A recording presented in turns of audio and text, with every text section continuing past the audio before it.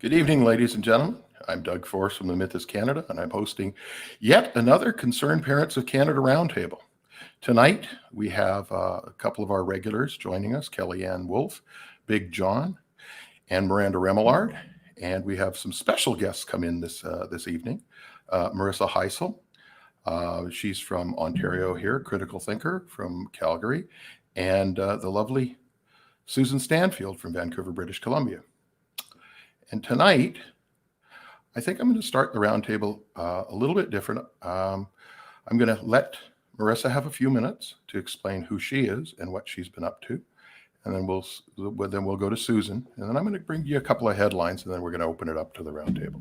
So I'm going to mute out and give Marissa a few minutes here to let you know who she is and what she's. Thanks, Doug. Hi, everyone. My name is Marissa Heisel. I am in Ontario, as Doug said. I am a holistic chiropractor by training, also trained in midwifery, practiced clinical practice for 21 years. And then in April, with all of the nonsense going on right now, I wrote a blog. And my 15th point of 15 talked about how there were some things that you could do to help support your immune system. And I was reported to the College of Chiropractors for that because I dared to say the words immune system.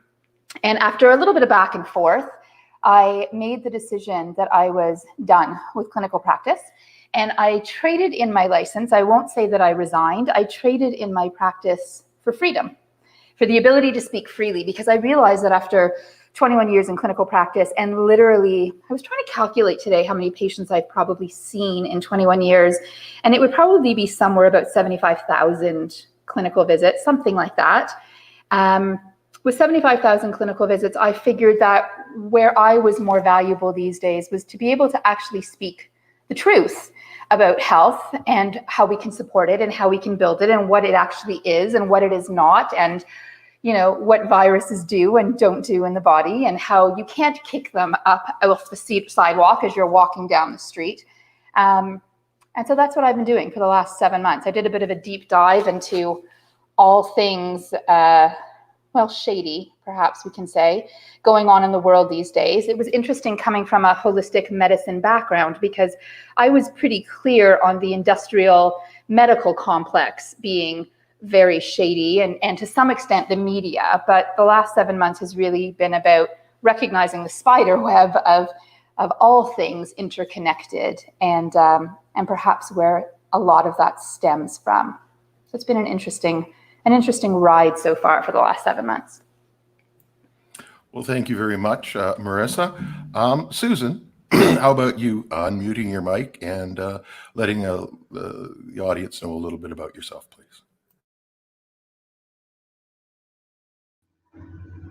Everybody can hear me. I'm a little new to StreamYard. So, well, first of all, thank you for having all of us together. This is such an honor to be with people across Canada.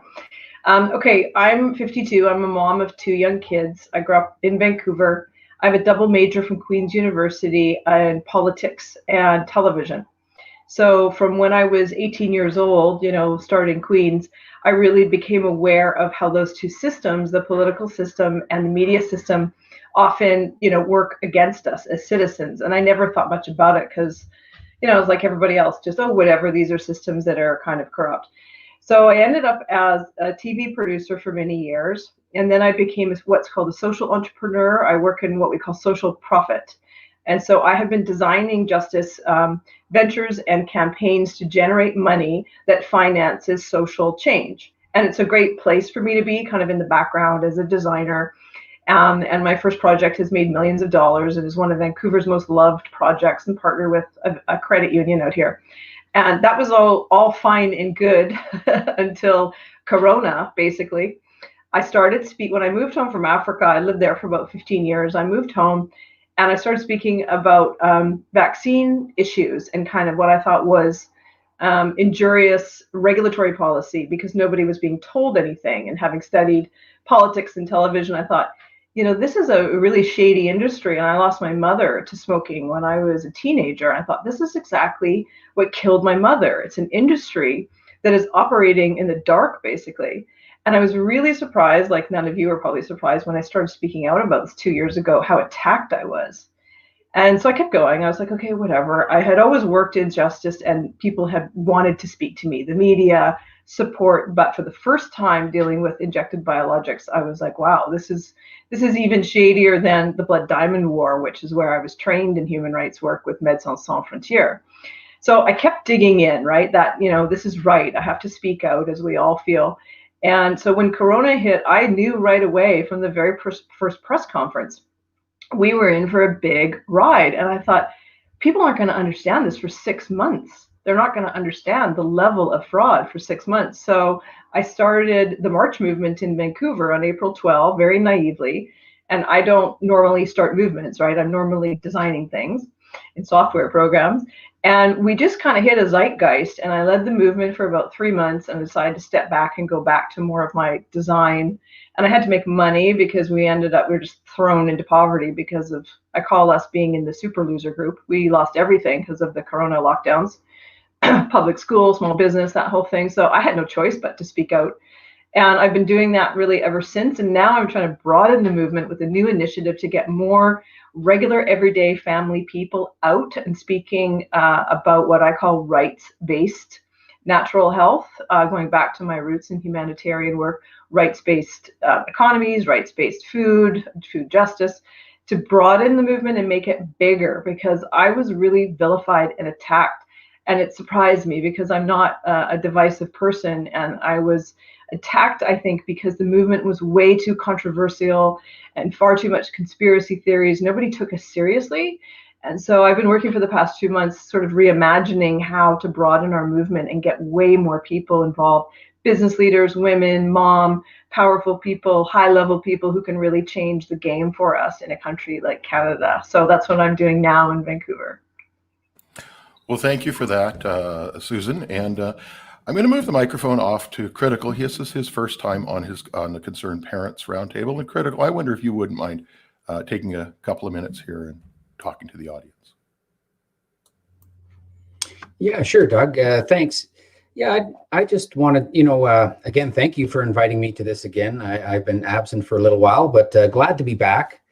And, I'm just glad to hear all these people up here doing this and standing for what they believe in. And I just want to, I want to be here for these people and for everybody else to basically say that, don't be afraid to talk about what you believe in, and don't be afraid to say what you have to say. The conversation has to start somewhere.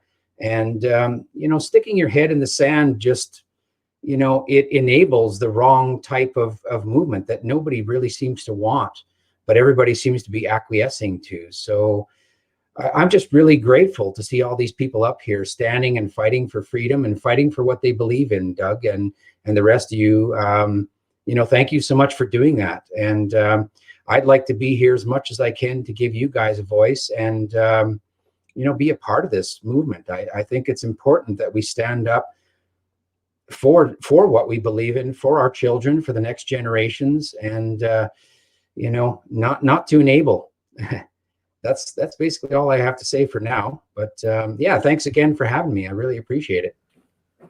Well, thank you for coming. I'm going to do something a little unusual tonight. Okay. I just want to read you. I'm going to read a couple of quick little headlines, and then I'm going to read a little blurb from an article that I think is pertinent to what we're doing here. So it says, after the WHO flip-flopped, former FDA chief says no reason for another round of lockdowns. Now, the WHO has also come out, the WHO has also come out saying that there is no reason for lockdowns. And I think that's kind of interesting, considering what our,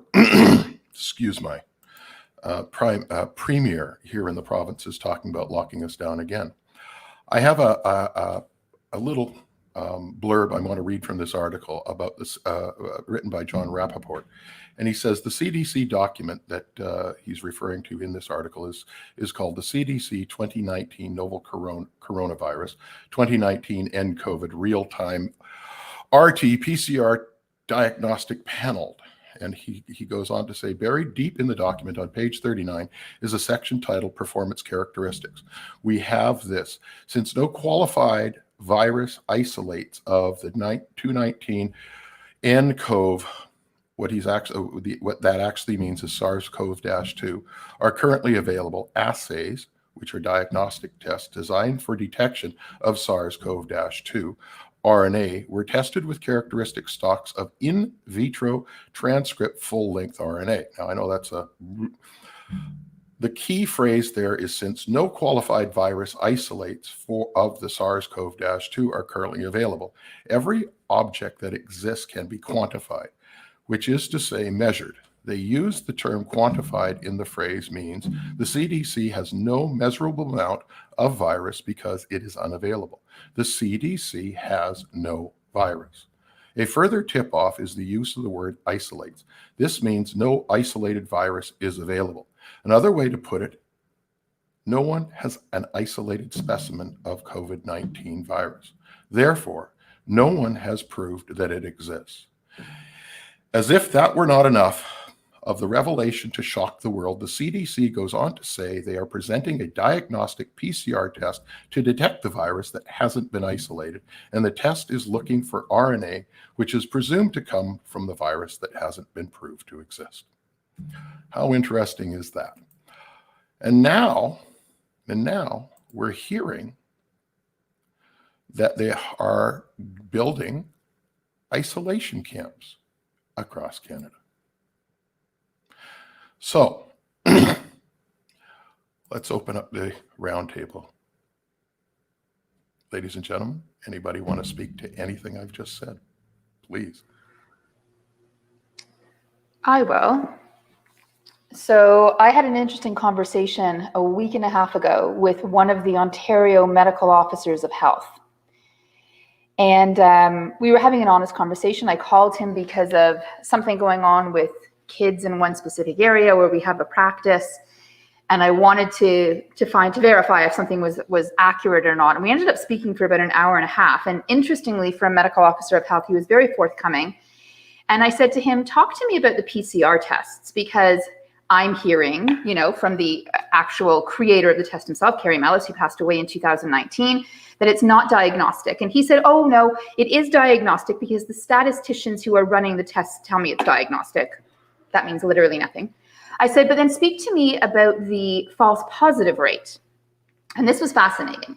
He said, if you have legitimate symptoms, meaning you have symptoms of what might be a virus, a coronavirus of any sort, and those symptoms last for more than 24 hours and you get tested, the true positive rate is about 84%, meaning that about 16% might be false positive. But if you go and get tested because you're asymptomatic, your mother's, uncle's, father's, cousin's, coworker might have been exposed to somebody, the false positive rate skyrockets to 85%. And I said, well, okay, hold on a second here, because at least in Ontario, we are deciding public and healthcare policy based on asymptomatic tests that the Premier's office is telling everybody to go and get. Shoppers Drug Mart is now encouraging people, if you are asymptomatic, to come and get tested.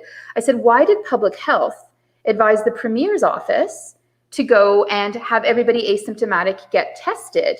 And he said, oh, we didn't. The local health integration networks did, the LINs. And the LINs are run by bureaucrats, not by doctors and not by scientists, but by bureaucrats who advise the Premier's office that asymptomatic people should be getting tested with a false positive rate of 85%, and public health is well aware of this. And yet the asymptomatic testing continues. Shoppers Drug Mart continues to post recommendations on their social media, and every school child that's told to leave school because they have the sniffles or a headache is being told to either get tested or stay home for 2 weeks. So that aspect of it is fascinating, because even the medical officers of health know that it's completely erroneous. So basically what they're counting now, considering that there are no more deaths happening here in Ontario since August, so August, September, October, nobody's died from it, but it's now a case-demic and no longer a pandemic. Yeah. Big John, what do you got to say on this? Thank you. I find it very interesting how we continue to move forward with this COVID-19 and all these measures, and we're still stuck with the same scenario where the government is not following its own rule book. in respect to medical biohazardous waste bins. And if this is the worst disease we've seen in the history of this planet, then why are we not taking every precaution necessary to do this? Let's not forget that virus cannot be tested for. So no matter what they tell you, what they're conducting is not an actual virus test. It may be possible to do it by blood, correct me if I'm wrong, Doug, but can anyone out there remember a time that they've been to the doctor with a flu or a cold or whatever, and they've told you there's nothing we can do? A virus needs to run its course. And let's not forget that this is only a common cold. It's listed in the American Medical Encyclopedia of 1989 as a common cold. Yes, there are lots of false positives. There are lots of falsifying death records. There's a lot of shenanigans going on. And for people to take the position that everything's okay and there's nothing to see here, we have some very cognitive dissonant people out there. I deal with them every day. Just today I was in another debate with a fella over this stuff, and I started stating facts, and he ultimately stopped responding, which I found quite fascinating as well. Our grandfathers and forefathers bled for the freedoms we have today. And if that isn't enough for you to look around and say, we need to do something, I need to learn about this. Yes, there's a lot of information out there, but you will find the right person to follow. You will find truthers. You will find people like us that only present facts, not fiction, not hearsay. We don't just talk about things for conversation's sake. Everything we talk about has been researched, and we know that it's fact, right? We have documentation for it. So it's interesting to see this progression, and it's just going on and on and on and on. And although we have the Charter of Rights and Freedoms, we still don't have a constitution. But that's the reason that our grandfathers fought, was so that we didn't have a tyrannical government in the future. Well, now it's here. Well, thank you, John. Thank you, John, for that. Sorry, I didn't mean to cut you off. Kellyanne would like a moment, if that's okay. I will come back to you, Marissa. I know you didn't finish, and I didn't mean to cut you off. Hey, everybody.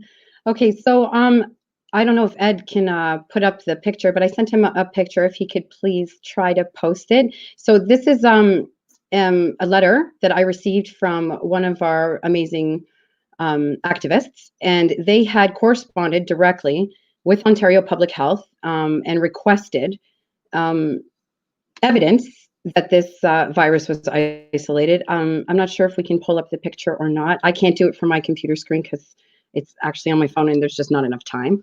But we have official correspondence from Public Health stating that there is absolutely no evidence whatsoever that this virus exists or has been isolated at all. And they in fact don't even know what we're talking about. I'm not sure if Ed could pull it up. I think he's trying to. But there's also, I know you guys have heard me speak about before when I dealt with Sunnybrook Hospital back in April. So back in April, I spent 22 days at Sunnybrook Hospital where they took 19 vials of my blood in order to test against the pathogens that they found were in common amongst patients that were alleged to have COVID-19. There was no proof whatsoever that these patients actually had COVID-19. What they did have was similar symptoms to each other. Not exactly the same, but similar. So it's so ridiculous the way that this manipulation has taken place. Anyways, to make a long story short, hopefully he can post the link. So I sent him a link to the original repository report that was filed and given to the government on April 12th from the team at Sunnybrook Hospital. It lists all the scientists, it lists the dates, and it lists the entire report of the pathogens that they were researching and the things that they did isolate. Now, there's no evidence that the pathogens that they isolated were COVID-19 or SARS-CoV-2, but it doesn't matter because if you look at lines 210 to 216, which hopefully he can post the link, it clearly says that those pathogens have no effect on healthy immune tissue, nor can they replicate on healthy immune tissue. So this, like I've been saying this since the beginning, guys, this government has known since at least April 12th that this virus is not a threat to our general population. This is 100% political. And now with all the flip-flopping when it comes to the WHO and it comes to like it's time for everybody to start performing civil disobedience. And it's just it. It's just as simple as that. They want you to close your business? Say no. They cannot force you to infringe upon the rights of individuals. They can't legally do that. So none of these tickets or fines will ever actually stick. So, like, it's just ridiculous. It's gotten so far beyond the joke that, like, to even believe the narrative anymore, something's wrong with you. So that's pretty much all I've got to say today. Well, thank you, Kellyanne. And just to expand a little bit on what Kellyanne is saying about businesses remaining open and tickets not coming into the courts. If you read the bylaws here in Ontario put out by the City of Ontario, and if you go to a court case, and I have a wonderful friend, Derek Moran, who actually did the research on the Canadian Law Research website, and he pulled up a couple of cases showing precedents that bylaws only apply to the officers of the corporation and their employees. So if you're not an employee or an officer of the City of Vancouver, or Toronto or Edmonton, INC, then these bylaws don't apply to you. So any tickets that they write against you, you have absolutely a motion for dismissal on precedents, being that the bylaws don't apply to the men and women that live in these cities, only to the employees of the corporation and the officers. Anyways, Marissa, go ahead. You'll need to unmute your microphone. Got it.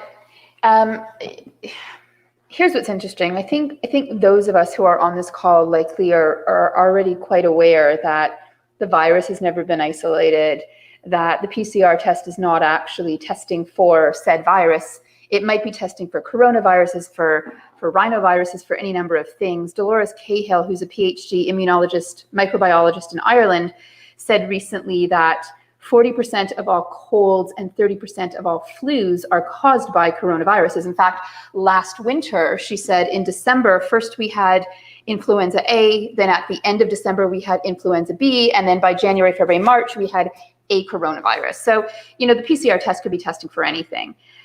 I don't think that's what's problematic anymore. I think that what's problematic is what Kelly is saying, is that the narrative has gotten so far out of control that I don't even know what it would take for whatever percentage of the population who still believes this is about a virus. And I'm thinking it's at least 80% of the population thinks that, maybe more.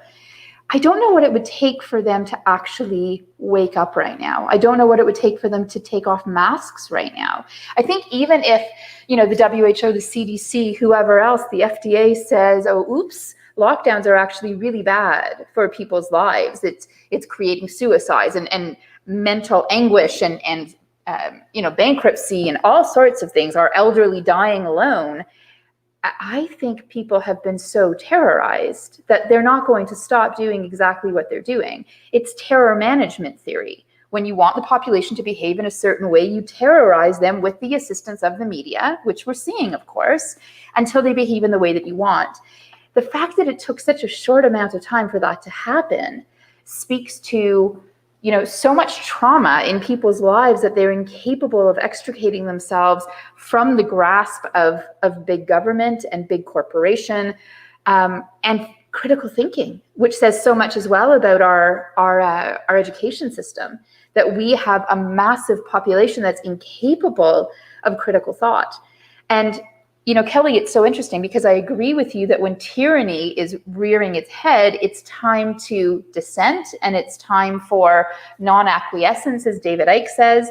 However, if I hear internment camps one more time this week, I think I'm going to scream because, of course, that's the next thing. Now, are we being scared with the threat of internment camps? Are they actually building them? It appears that they are. When Ontario has an independent MPP that was willing to stand up in Parliament and try to ask, or in the House of Commons, at least in Ontario, and try to ask questions about internment camps, we've got a problem.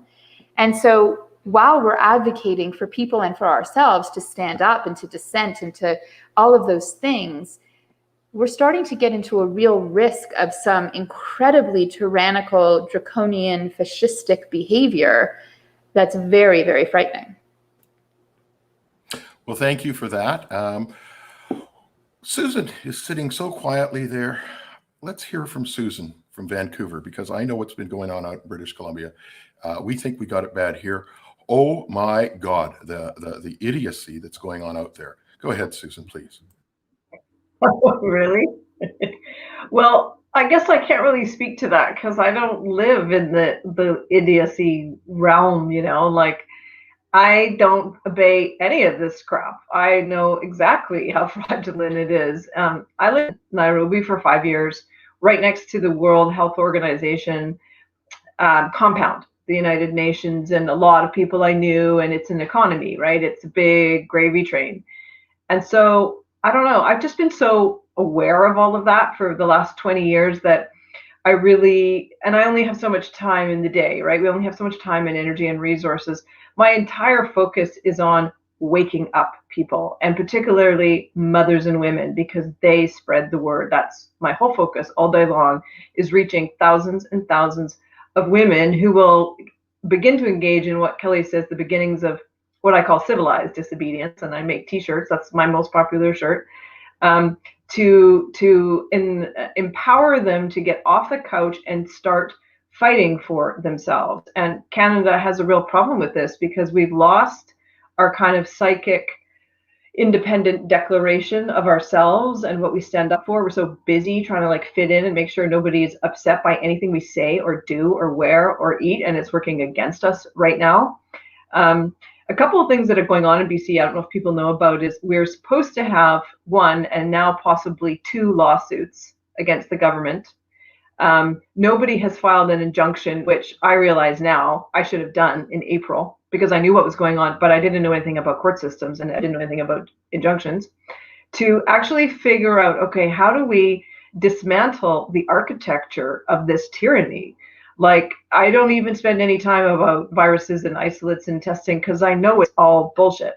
I'm trying to figure out how to psychically liberate the masses, because then that's like bringing the dam down. You know, as soon as you find the right crack, the power of that water, the power of the people will be on our side. So I'm always like looking the other way, facing the masses, looking at them going, okay, how can I catch their attention? And that's why I would do something like this. I would prioritize speaking if we're going to catch more people tonight. So I think the other thing that a lot of us need to focus on is way less time on social media and the computers and more time out in our communities, speaking to our friends and neighbors and family members, and again, getting them involved with what we're doing. Sometimes I think it can feel really dark and depressing to just go down all these holes of what we think is going to happen with the internment and all that. Maybe it will, but maybe it won't. The more we start to take back our communities, the less power, you know, tyranny does have over us. So in Vancouver, it all depends on where you go. There's some neighborhoods you'll never see a mask, and then other neighborhoods are fully masked. And I think that it just really has to be discussed, and whether we're going to do that tonight or not, I don't know, that this is about money. And when you run into policies where there's an absence of tyranny, there is probably an absence of financial corruption. And where you hit the big public health order mandates, the threats, all that, it's about money. That's all this really is about. And that's what corruption is always and only ever about. It's about money. And the masses are interested in that. If they get wind of something like that, all we really need to do is kind of bring in a shadow of doubt around this, and we could have 36 million Canadians very quickly pissed off. So it's just finding that one thing. And I look at justice movements. I've studied them all over the world for 20 years. And the South Africa example of apartheid is perfect. They used a campaign of violence for 20 years that did not work. And as soon as they moved to financial sanctions and boycotts, boom, like apartheid was over. So we have to figure that out. And the thinkers and the leaders, we all have to put our heads together and go, okay, where is that crack? We have not come up with the right strategy. we are losing completely. And every day we lose as activists and, awake people, we are losing more rights. And the freedom switch can happen very quickly. A society can change overnight. Within a day or two, it can change. So I'm always hoping that becomes part of the discussion, right? Okay, what are the things that we need to do, that we need to focus on to get more people on our side? But I don't know, when you say things are bad in BC, what were you referring to, something in particular?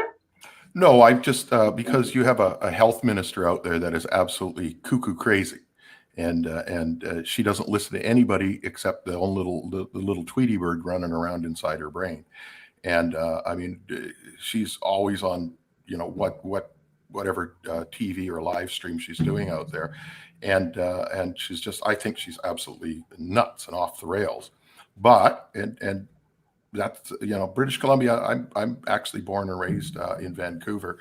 I moved out east here about 15 years ago, and I just like, I look back and I go, wow, gosh, I'm glad I got out of there. But you're right, it is the money. You need to follow the money. I was watching a wonderful financial video today out of Australia, and it seems Klaus Schwab, the creator of the WEF, the World Economic Forum, the WEF, that meets every year in January in Davos, Switzerland, has now said, okay, we're going to meet in May, and we're going to not do the Great Reset until after we meet in May. And there's a reason for that.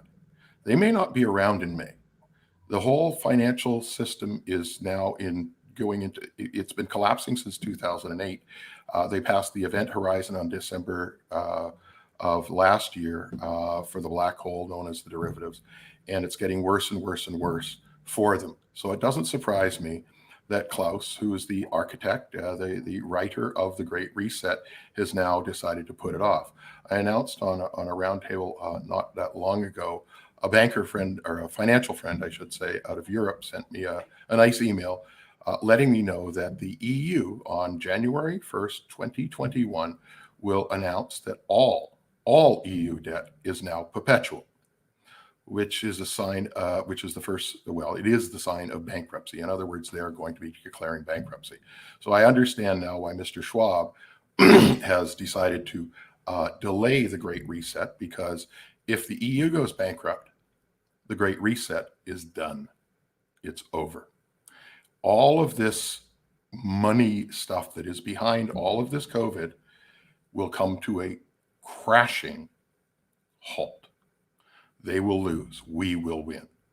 So I got my fingers crossed that they blow their own system up and that we get our freedoms back, because, hey, anyway, we haven't heard from Critickill, so let's give Critickill the mic for a moment here, and we'll go back around the table.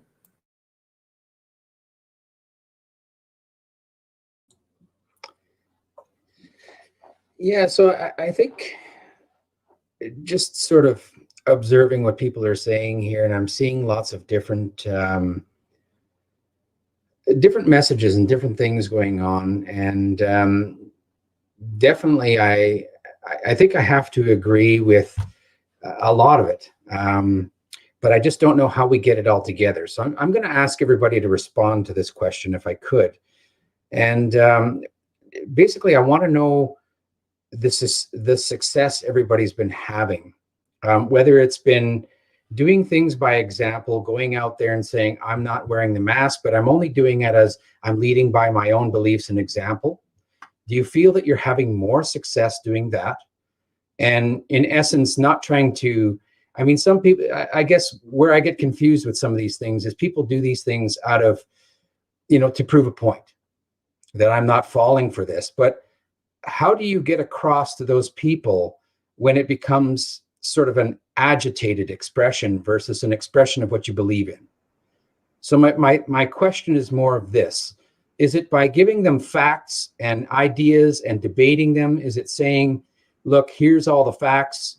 The mask doesn't do anything. The vaccine is 50% effective. Your immune system actually works just fine. We're all of these facts. Are we more successful in waking people up, or is it by leading by example and saying, look, I don't think I can do this with just speech alone. I have to show you that it's okay, right? Does that come back, or is it a combination? I guess I'd like everybody to kind of take a moment and let me know, because I think the people in the audience, there's just a lot of confusion on what's working and what we should be doing and the best path to take. So Yeah, maybe I if can everybody could just respond on that. Personally, and I mean, I've been at this, you guys know, I'm part of the original Queen's Park Quartet. I mean, we've been at this for 7 months.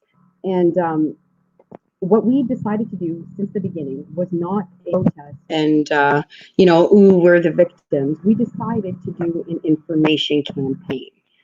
So rather than, aggressively, fighting with people, whether it's right or wrong, a mask, we didn't take the position of anti-maskers. Like they like to try and paint us in that position, but we never took that position.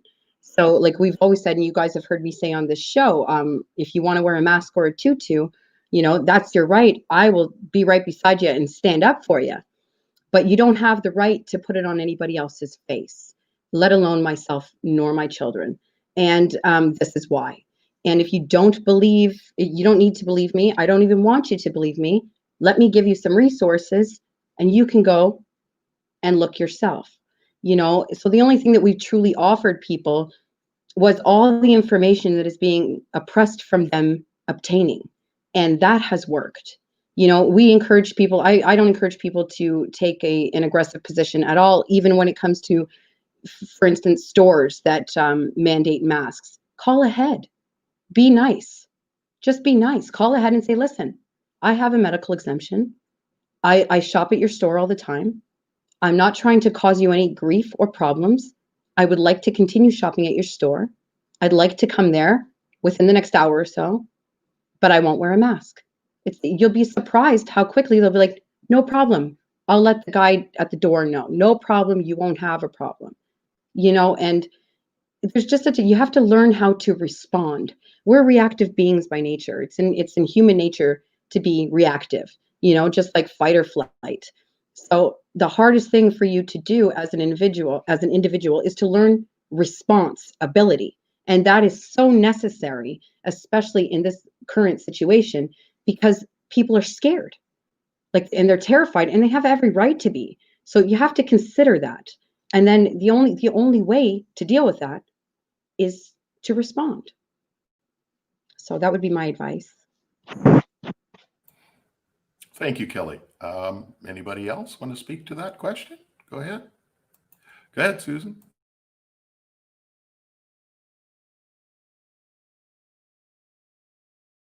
You need to unmute your microphone.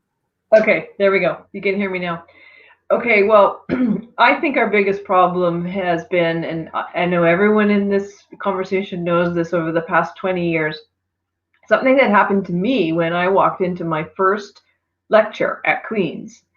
And I was kind of encouraged to believe that our legal, our governance, our judicial, and even our media institutions, so the estates, the 5 estates, right, aren't worth fighting for.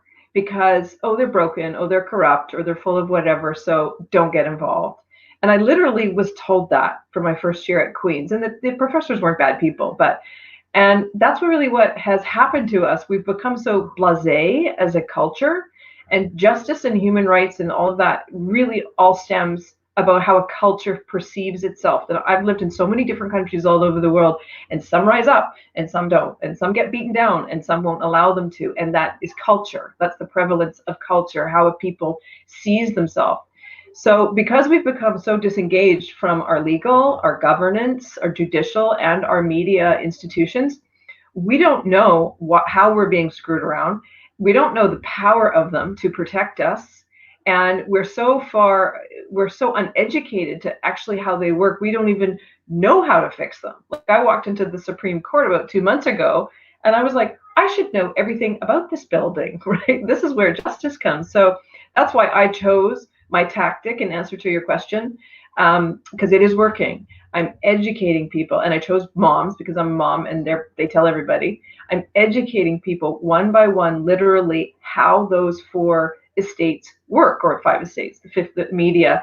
And when people learn how things work and they can see how things are broken, they're far more likely to want to engage and get involved. Like, check out the candidates who are running, walk into a Supreme Court, understand how legal systems work. But, we've had the good life. We've just sort of sat back and we've become very wealthy over the past 20 or 30 years. And I think a lot of people here probably feel the same way, that like, you really believe in government anymore, and most of us don't. And that is how we lose our freedoms, when we actually stop believing in democracy itself. Because it's like a marriage, you don't have a great marriage just because it sits there every day and you ignore it. You have a great marriage because you put effort into it, and like anything else, exercising, healthy food, whatever. So we all have to get involved again, and it's the most empowering thing, I think, because we do have a basically good system besides some of the monarchical problems. And that's what my focus is completely. And I think that more of us should work on that area, is educating others about how our democracy can be won back. Well, thank you for that. And by the way, welcome to The Myth is Canada. If you go onto our website, Susan, you'll find a nice timeline on history as to what has happened and what has taken place. And I've been writing for the last 3 or 4 days, and I've finally put up the final pages for the solution tab and how to fix the problem. And at The Myth is Canada, this is what we've been teaching people now for the last 2 years, how to fix the problem. We do not have a legitimate de jure government. We actually have a de facto government. And if you read their documentation, and for the elections and for electing your officials to the Parliament, if you read their documentation, the Government of Canada is the Governor General with the advisory of the Privy Council. The Parliament of Canada is an advisory body to an advisory body. And so whatever they do in the Parliament in Ottawa, they're simply an advisory body. They take their marching orders from the Privy Council, unelected, and the Governor General. And so if you think that you can change things through elections, ladies and gentlemen of this audience probably know that that's probably a fruitless cause. They fall back on something very simple. It's called the Little Child case. Little Child case was done in 1990. Wilfrid Littlechild told his constituents he was going to vote against the GST if they elected him. They landslided, elected him. 80% of the constituents voted for him. He got to Ottawa and he voted for the GST. They took him to court to sue him. The judge said in summary judgment that if they wanted remedy, they had to wait 4 years and just elect the next guy that lied to them. In other words, we now have taxation without representation, and it's precedent in all the courts here in Canada. So when we look at what you're talking about here, about getting involved in politics and getting involved in the court systems are de facto. They are administrative offices for the corporations. And I don't know if you've ever been into a court and seen how these administrative offices work, but you have no rights. As soon as you consent to their jurisdiction, you have no rights, period. And I don't mean to go on and drag this out, but there is a way to fix this. The solution tab is up on the Myth is Canada, ladies and gentlemen, in the audience. Today, go there, read it. It's very interesting because it tells you exactly what we need to do. Enough out of me. Let's go to Marissa.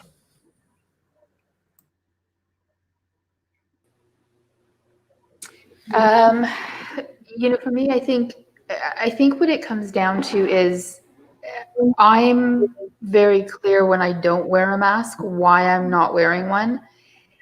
And I'm also very clear, as Susan was saying before, that I choose to vote with my dollar. And so if I try to engage somewhere where the exemptions that have been written into the so-called bylaws in Ontario are not being supported and are not being honored, I'm choosing not to spend my money with those people. And I stay calm and I try to stay polite, but I'm not going to go into a store where it's very clear that it's either my health or my freedom that's being infringed upon. It's challenging, though, for a lot of people to be able to do that. I've been into many stores where the employees will thank me for not wearing a mask. But then some of those stores turn around and change their tune when too many people start complaining about people not wearing masks. So I don't think doing it on a person by person basis is sufficient. I'm not quite sure, Critickill, what the right answer is. I don't know if it was interesting, at least in Ontario, when Ford recently mandated from the provincial level, because I think what he did by doing that is opened up the possibility, at least here, of a class action lawsuit against the government. When it was being mandated municipality by municipality, we couldn't do that, and we can now. So that's something that's in conversation with Rocco Galati right now by some people.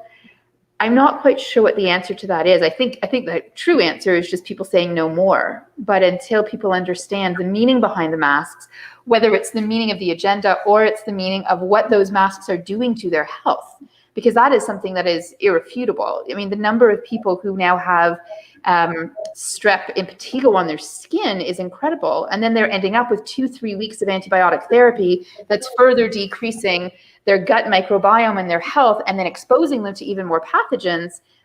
And they're still sending their kids to school in masks for 6 hours a day. And that's incredible to me. One of the audience members said, let's talk about schools.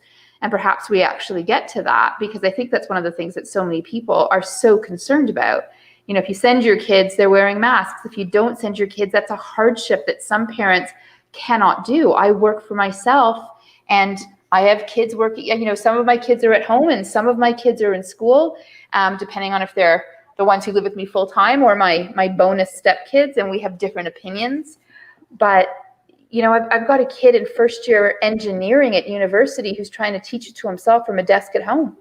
So as parents, I think there's so many implications here. It's not just about voting with our dollar, and it's not just about going into stores. It's about how do we take what's going on here that is a clear infringement on our rights and on our health, and shift that and stand together. What is the key, as Susan was saying, what is the key that allows us to rise together?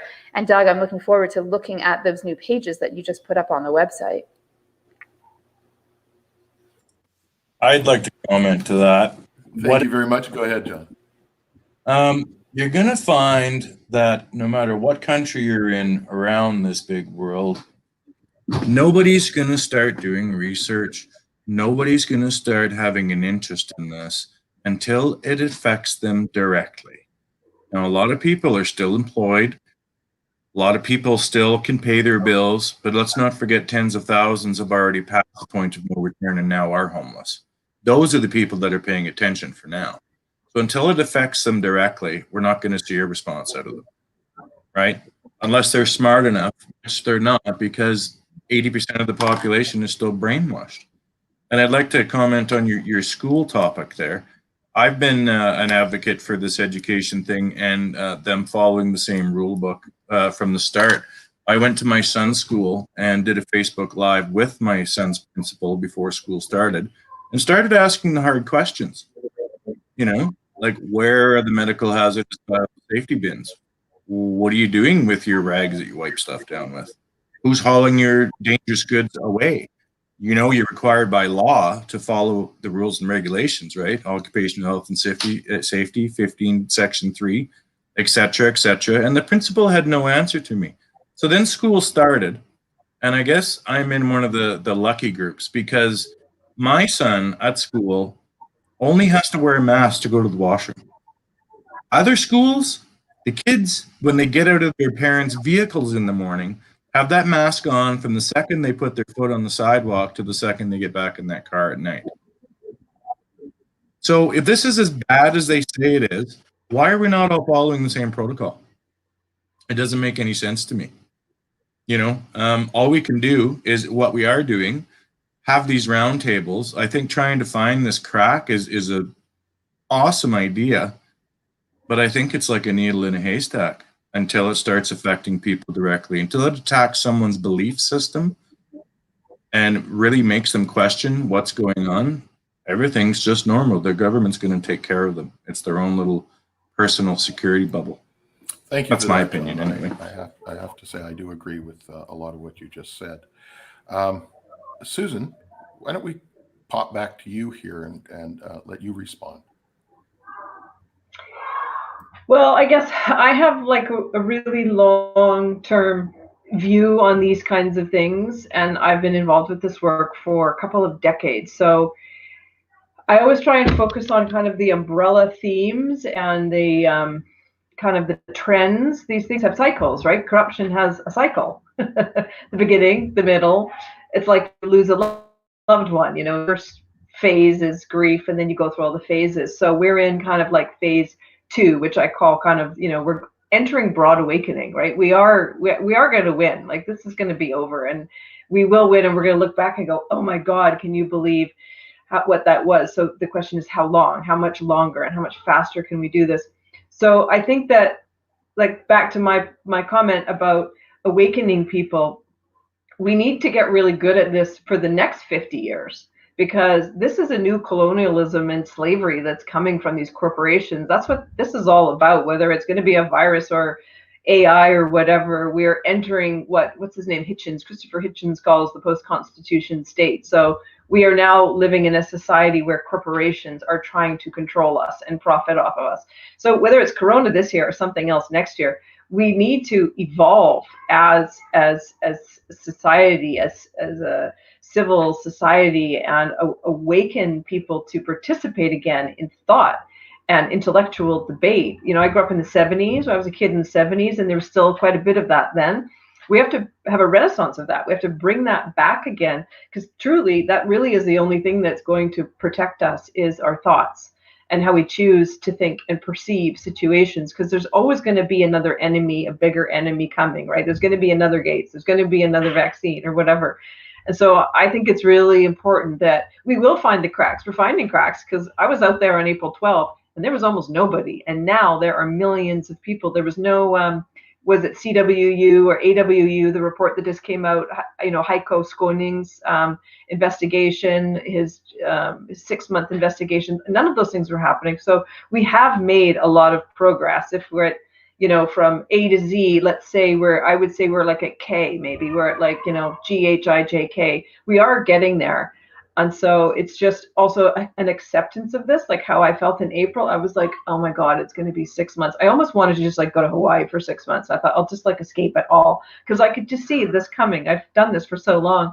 So we also have to just remind ourselves, or encourage us to take care of ourselves and know that these are marathons. They're not sprints, and not to burn out and not to get angry, that every little effort does help. One conversation goes a long way.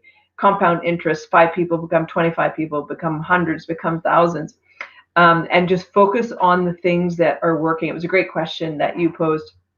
I can't remember how to pronounce your name, but what are the things that are working? And let's focus on that. And I think everyone who's involved with, you know, the activist part or advocacy part, we have to talk to one another less, and start knocking on doors, and start talking to people who aren't in this conversation more, because man, are they ready? They're ready. And I get a lot of messages from all of them. And sometimes as the truth speakers or the people trying to change the system, we spend too much time, you know, having angry conversations with ourselves. And those 2 or 4 hours could have been used to help, you know, 50 or 100 more people in our neighborhood. So it's a strategy. And I would love to see, you know, big kind of strategic sessions, and really the way they do in business, the way the World Economic Forum does. Like, let's be as organized as them. You know, that's what we're up against. Yes, and thank you very much. By the way, speaking of cycles, there's a book written called The Fourth Turning by a pair of gentlemen called Strauss and Howe. If you haven't seen that book yet, Susan, I would suggest it's a wonderful read. And we're actually in another fourth turning right now. We're about 3/4 of the way through. A fourth turning lasts between about 15 to 20 years. And according to Strauss and Howe, right now we're in the last 5 years, which is the most turbulent part of that fourth turning. And as you can see, 2019 was the start of that 5-year cycle. This is what Mr. Strauss or Mr. Howe had said. And he said, for the next 4 to 5 years, it will become far more turbulent, and then you'll win. Isn't that interesting? And he and his partners, Strauss, took this all, and it's based in the United States on their fourth turnings. And he starts at the Declaration of Independence and the War of Independence, and goes right through. And this is the fourth of The Fourth Turning. Now we're in. So Strauss and Howe's The Fourth Turning, ladies and gentlemen in the audience, go get the book. It's a great read. Yes, John, go ahead. It's very interesting what you were just saying there, Susan. And I believe that what we're doing is all we can do within our capacity at the moment. And yes, numbers are growing exponentially daily. I believe that Canada is a sleeping giant. And I believe that the government is going to push us too far one day, and that giant is going to awaken. That is the day that critical mass is going to happen. And I don't feel that it's far off for now. I mean, I'm working full time. I'm a single dad. Every time I go to a grocery store, every time I go somewhere, I'm talking to someone, educating them, especially on the masks. I haven't worn a mask since they started this nonsense because I have a medical exemption that they're not allowed to ask me about. So that's what I use, right? It works. Some people get angry. Some people don't. Some people want to actually have a civil conversation about it. The point is, we've got to create these conversations with people, you know? And what if I told you that everything you know is a lie, et cetera, et cetera? And it seems to be working for me because I've managed to wake a lot of people up and bring them on board with us and start showing them facts. And one thing I've also found is you have to be very careful what you release for information to these people because we have such a large abundance of it. If we give it to one person, it's going to blow their mind. You can't do that, right? Baby steps. That's what I'm finding works for me. I don't know what everyone else is doing, but we converse a lot with lots of people. And the big thing with the people who are in the front line here is unite, right? Everyone getting together. Let's get on the same page. Well, thank you for that, John. I'm just looking at the time now. We're coming up to the top of the hour. And so I figured we'll go around the table and we're going to start with Kellyanne. She had her hand up, so she's probably has something very important to tell us. So please, let's start with Kellyanne and then move across the bottom and then back up around the top. Thank you. Thank you. But first and foremost, I'd like to thank the audience for tuning in again tonight. I love coming on the roundtable. And I'd like to thank our new guests because it's about time that Marissa, I should have mentioned this a long time ago to get your butt on here. Susan, you know, I got so much love for you. Critickill Thinker and I will be doing something shortly, I'm pretty sure, together. So you guys are going to have to tune in on that. But just to go back to what Big John was saying quickly, like, and I say this at every single time I've ever spoken, Canada is supposed to be leading the world as the example of democracy and individual freedom. You know, the United States is supposed to be our backbone. And I'm not going to stop until we regain that strong and wonderful identity. And I think people need to start really paying attention and understanding that your rights are not privileges. There's a very big difference. A privilege, like a seatbelt, that can be taken away. Your rights cannot be taken away, and you really need to learn the value of them and why they exist and why they must be defended. And regardless of whether you agree on the mask situation or not, you should absolutely understand, you know, or learn at least why your rights exist. So thank you all from me and have a wonderful night. Thanks for having me. Thank you, Kellyanne. Susan, any closing thoughts?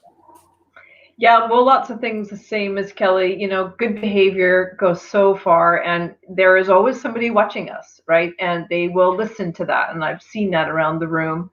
I guess finally, just that also what Kelly said, that I always say this to people because I get a lot of people saying, hey, what do I do, moms? And explaining what human rights are is so much harder than I ever thought, because I've done this work for 20 years, but always in scenarios where people knew that their human rights were being abused, like, you know, a war in West Africa where I started. Everybody was pretty clear on that, right? And it's not something that you go to the store and you buy. It's not something in a book. It's not on your driver's license. It's not given to us, right? It is given to us through the common understanding of humanity, but I always say, I like to give people simple metaphors. It's like exercising. If you want to be fit, if you want to be healthy and strong and have a strong, healthy body, you have to exercise the body. You can't just watch TV and go, oh, I want to have a good body, I'll do it tomorrow. You have to get out there. And so if you can find a way for anybody who is excelling at something to relate to human rights in the same way that we take back our rights, we exercise them. It's a lifestyle. You do it every day. You do it every minute, every hour. We cannot take them for granted. So that's why I'm doing what I'm doing with design and t-shirts and mom. I'm trying to create a lifestyle where justice and human rights is an everyday thing. Just like going and getting your coffee. You know, that $5 that you spend, that 15 minutes, that we all do that again with human rights, because we're in this for the long run. You know, we've all got kids to raise. We all have another 20 or 30 years to live in our life. It has to become part of our daily life. And it's really cool. I'm trying to make it cool. You know, it's a fascinating topic. There's not many people who aren't interested in this. Well, thank you for that, Susan. I'm going to give you a new word. Human rights are actually just a privilege put together by the powers that be. If you look up the word human in the Bouvier's Law Dictionary, it actually says definition is a monster or a sub-man. So the new word for rights is called unalienable rights, UN-alienable. Unalienable, not inalienable, as the UN has co-opted that as well to infer another privilege. But if you use the word unalienable, it means that those are creator given and can only be taken by our creator. Anyways, enough out of me. Critical. Okay, I'm going to put that on a t-shirt. Can I put that on a Thank you. t-shirt? Absolutely. God will love you for it. Go. Okay.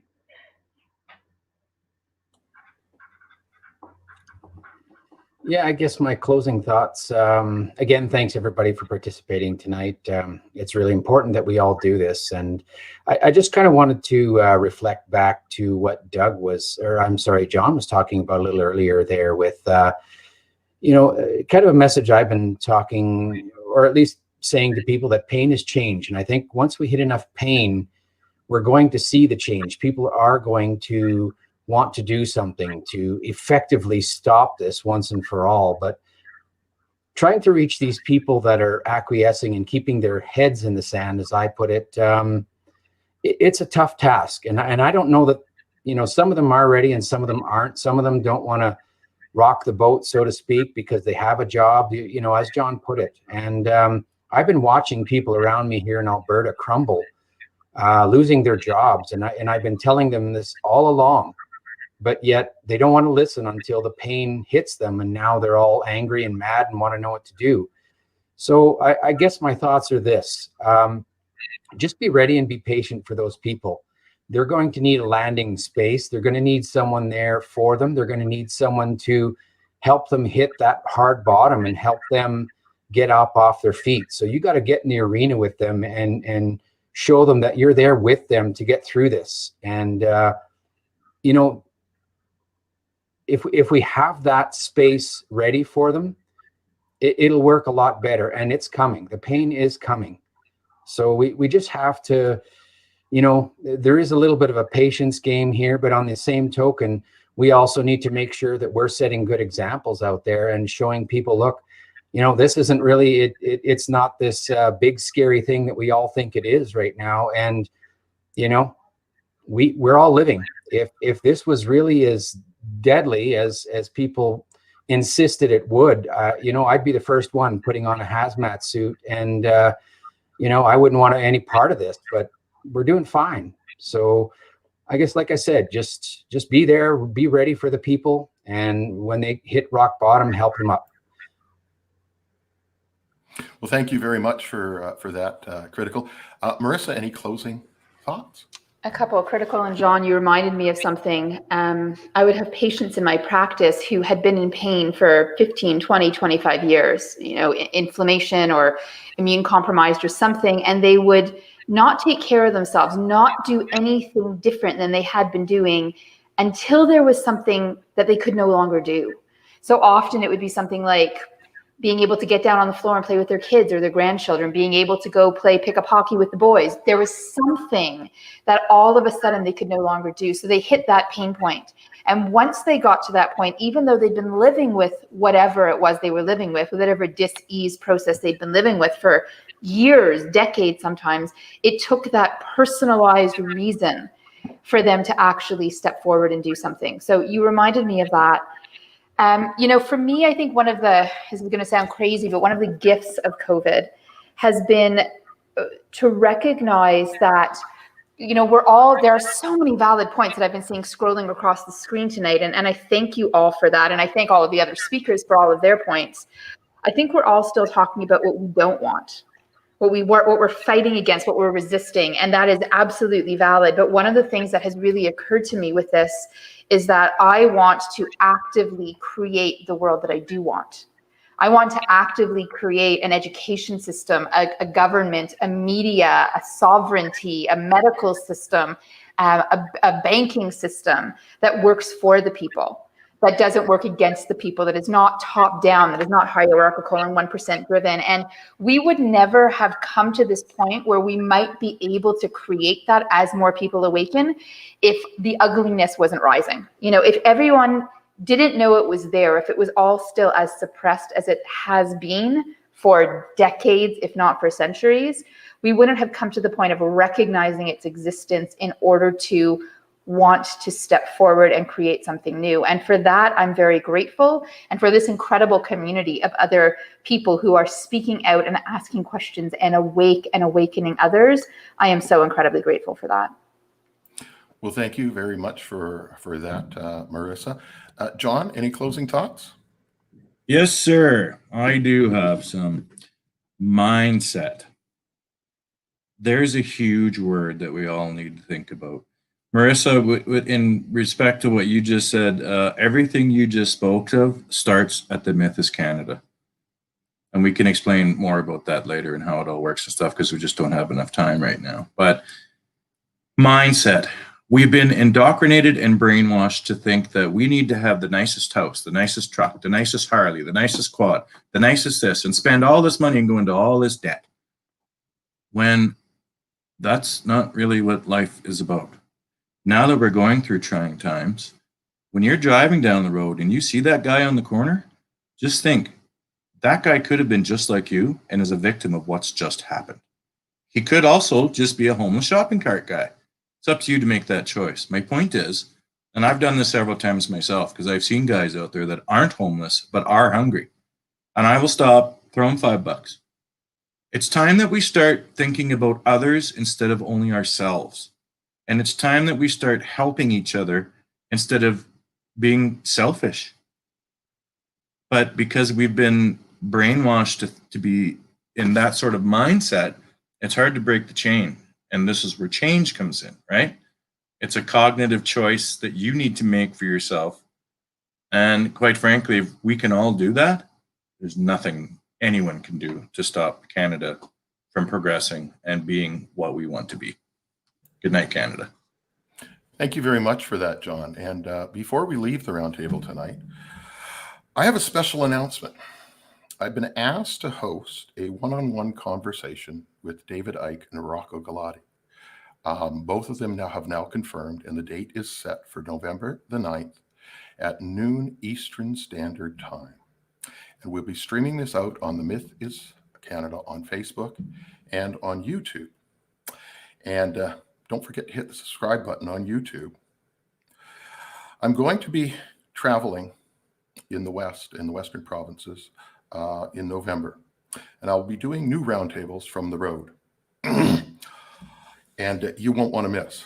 Once again, thank you all for coming tonight. We appreciate your support.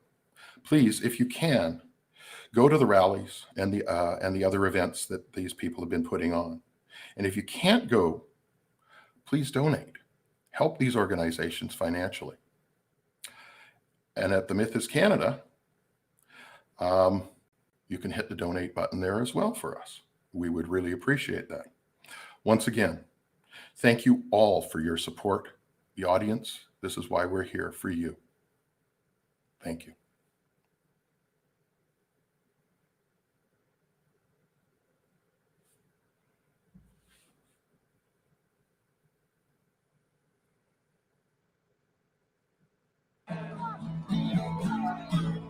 There'll be blue skies when the chemtrails are all gone. There'll be blue skies when the chemtrails are all gone. There'll be blue skies when the chemtrails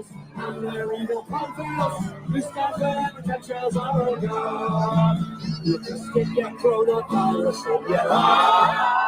You can stick your coronavirus up your arm. You can stick your coronavirus. You know you're breathing virus. Stick your coronavirus up your arm. You can breathe out 99%. Stick it way out 99%. Take it way out of 90, together out 90, way out of 99%. You can stick your poison vaccines up your arm. You can stick your poison vaccines up your arm. You can stick your poison vaccines. Stick your poison vaccines. Stick your poison vaccines up your arm. Take it way out of 99%. Take it way out of 99%. Take it way out of 90, together almighty, way out of 99%. I'd rather be a human than a slave. I'd rather be a human than a slave. I'd rather be a human. Don't you know that you can rather be a human than a slave? Way out of 99%. Take it way out of 99%. Take it way out of 90. Together we are mighty. Way out of 99%. You're up your arse. You can stick a new world order up your arse. You can stick a new world order. Stick a new world order. Stick a new